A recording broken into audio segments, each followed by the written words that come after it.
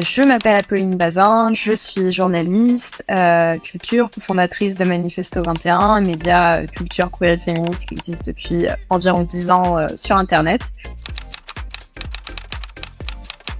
Pour moi, la question c'était, en quoi le drag est un art puissant. Là, j'ai découvert plein de choses sur les premières stars queer, sur comment les premières personnes gays qui se sont présentées à des élections étaient en fait aussi des drag queens. J'ai rencontré Marty Gould Cummings à New York, qui s'est donc présenté à des élections de la mairie.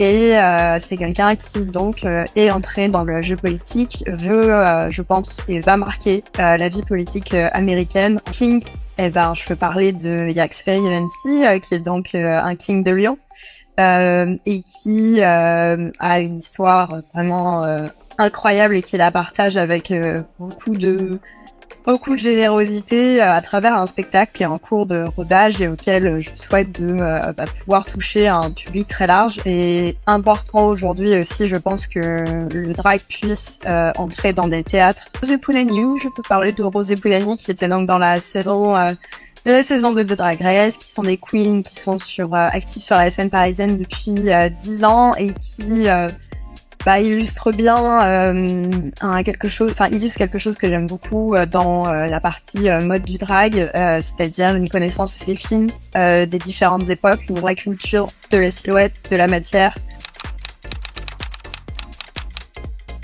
En France, on a une culture cabaret qui est très ancienne, dans laquelle il y avait du travestissement et on a aussi une culture transformiste, d'incarnation de stars qui, pareil, est très ancrée.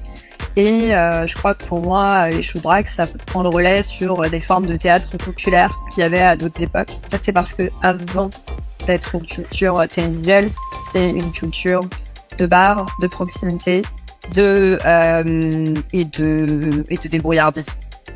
Voilà, très important, débrouillard.